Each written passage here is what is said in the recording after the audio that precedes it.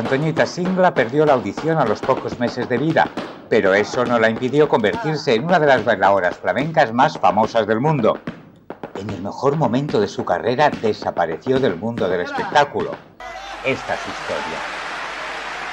Antonia Singla Contreras nació en 1948 en Barcelona, en el barrio de Chabolas del Somorrostro de la Barceloneta, como Carmen Amaya. Sus abuelos eran gitanos franceses del Rosellón y Perpiñán. Al poco de nacer perdió la audición. Su madre, Rosa, no se rindió y la llevó a muchos médicos, pero ninguno le dio esperanzas. Solo uno le dijo que si la niña tenía alguna posibilidad de hablar sería a partir de los 7 u 8 años. Y así fue. A los 8 años, Antoñita dijo su primera palabra, mamá. Aprendió a hablar practicando con un lápiz en la boca y a bailar captando el compás observando las palmas y los labios de su madre. Los vecinos del barrio la llamaban la Múa.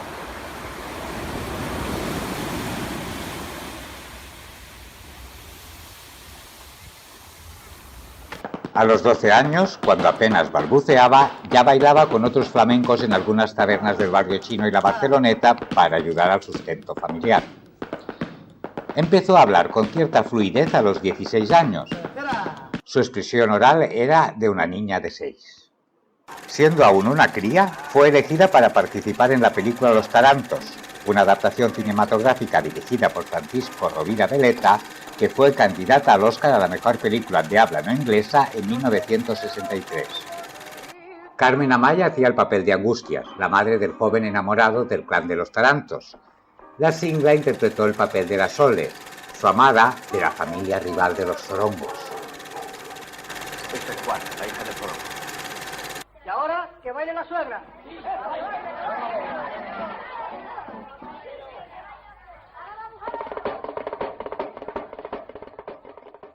Un día de 1964, Antonio Fernández estaba almorzando con los dueños del recientemente abierto Club Flamenco Los Califas de Madrid. Les contó la historia de una joven gitana catalana que, a pesar de ser sorda, bailaba con el arte y el duende de Carmen Amaya. A pesar de ser una niña, ya disfrutaba de cierta fama. Estaba avalada por Salvador Dalí y Vicente Escudero, el mejor bailaor de todos los tiempos. Al poco tiempo, la gitanilla llegaba a Madrid para presentarse en Los Califas, donde se le asignó al guitarrista Pepín Salazar.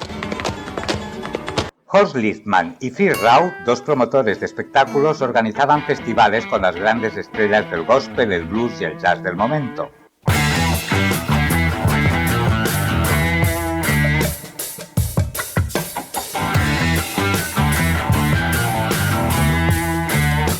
Rau había vivido en Barcelona. En los entornos de la Plaza Real había descubierto el flamenco y había visto bailar a la Singla. En 1962 apostaron por el flamenco. Para el primer American Folk Blues Festival, patrocinado por la Federación Alemana de Jazz, convocaron a las mejores figuras del momento. Camarón de la Isla y el Faraón, El Lebrijano, Pepe Habichuela, Faico, Tony el Pelao, Ramón de Algeciras y Paco de Lucía, Enrique de Melchor, Paco Cepero, Marote y a la Singla, que fue la protagonista absoluta del cartel. ¡Fuego! ¡Fuego! La gira duró 4 años. La Singla, con 17 años, fue el artista que más aplausos levantó en todos los teatros. Se convirtió en una figura internacional considerándola como la heredera de Carmen Amaya.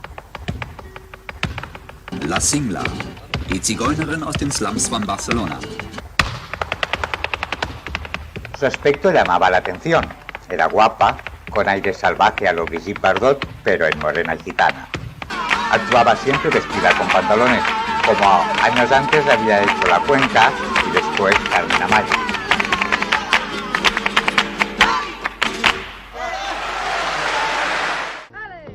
Se situaba cerca de los guitarristas para sentir la vibración de las cuerdas.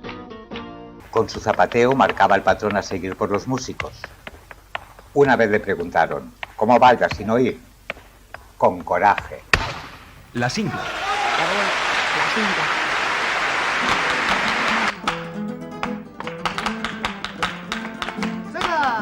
Su estilo único y su fuerza expresiva la llevaron a actuar en los escenarios más importantes del mundo, a menudo acompañada de Peret como guitarrista.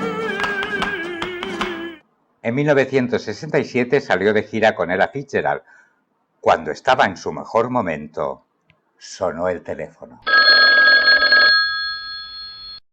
Era su padre, Pierre Antoine, del que no sabía nada desde hacía demasiados años. Ahora malvivía con una nueva familia en el sur de Francia. Había leído un recorte en la prensa hablando de su hija y se olió el negocio. De repente se presentó un personaje oscuro en nuestra vida y en la suya, que fue su padre.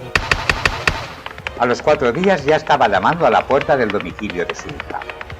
Al principio no se interpuso en sus asuntos, pero un día estalló contra el representante pensando que la explotaba. «Para eso la exploto yo», dijo. La alejó de todos, aislándola socialmente, hasta llegó a maltratarla.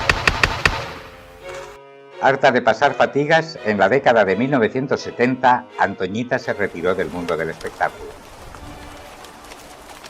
Se casó y se mudó a Santa Coloma de Gramenet, donde vivió una vida tranquila con su familia. Durante 4 décadas no quiso saber nada más de su pasado artístico. Pero el flamenco no se olvidó de ella.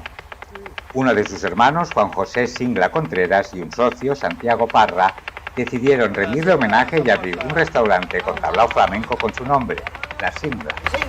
El local se inauguró el 15 de abril de 2017, en el número 181 de la calle Marina, frente a la Plaza de Toros de la Monumental, en un antiguo túnel de lavado. Se trata del primer establecimiento flamenco que se abre en la ciudad en 30 años. Aquí se puede disfrutar de espectáculos de calidad con artistas invitados y con la presencia ocasional de la propia Singla, que con más de 80 años todavía conserva su arte y su gracia. Recientemente Juan José Singla ha abierto otro tablao en Castellví de Rosanes, Las Cuevas de la Singla, a 2 kilómetros de Martorell. La Singla, a la que vemos aquí en una de sus más felices intervenciones. Hoy en día la Singla vive en Santa Coloma de Gramenet, donde el artista lleva una vida tranquila con sus nietos, que son su mayor alegría.